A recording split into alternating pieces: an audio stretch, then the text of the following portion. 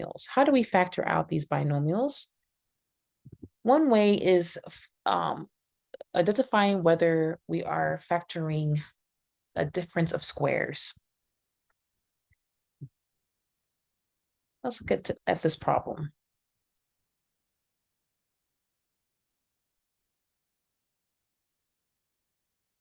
(81a squared minus y squared).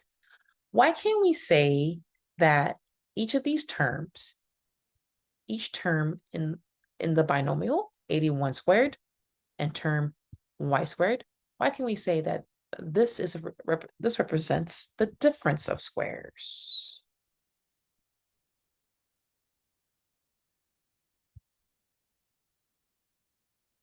Well, it's because simply, if you were to separate these two values,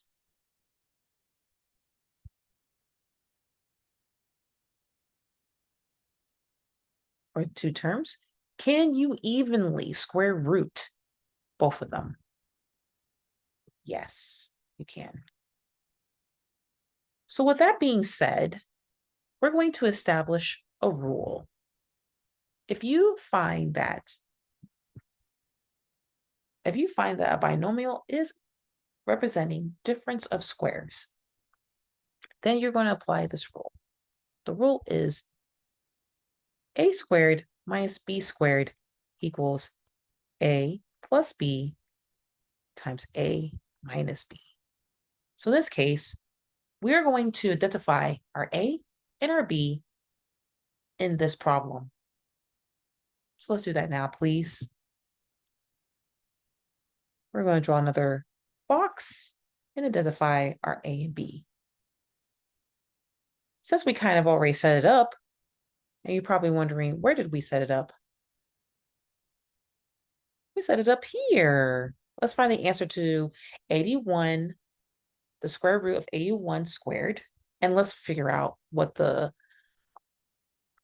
answer to square root of y squared is. First, the square root of 81 squared would be 9a.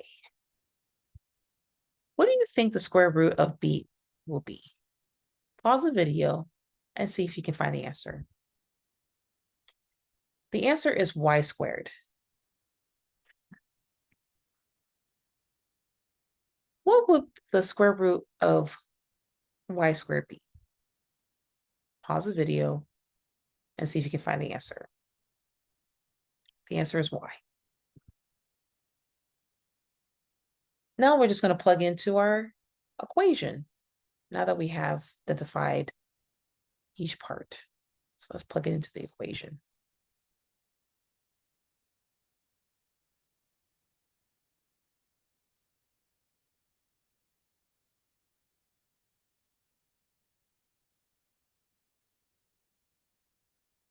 A is our 9a plus b, which is y, and then 9a minus y.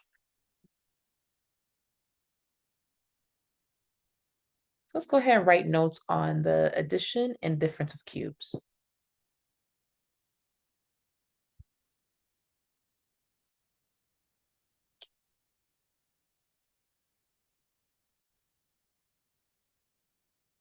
So here are the notes for the difference of cubes and adding cubes. Make sure you write those notes down. And let's do the difference of cubes together.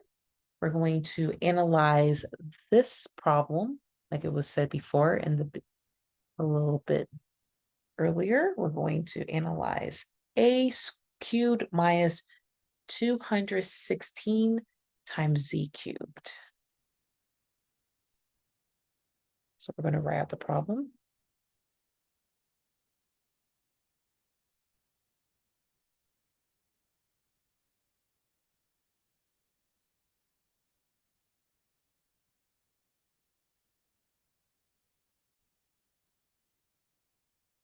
Okay, so now that we know what problem we're going to do, let's figure out if we can cube root both terms. So what is the cube root of A?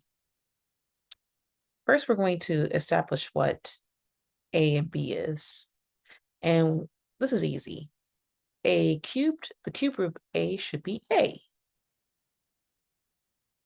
Next one, 216. What's the cube root of 216?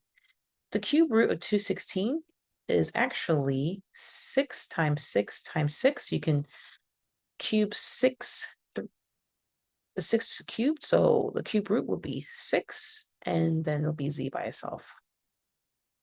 So let's go ahead and use this formula to solve for it. See if you can plug in, now that we established what our A and B are, see if you can plug into that formula. Pause the video, please, and plug it in. This will factor out to be A minus 6z times A squared plus 6az plus 36z squared.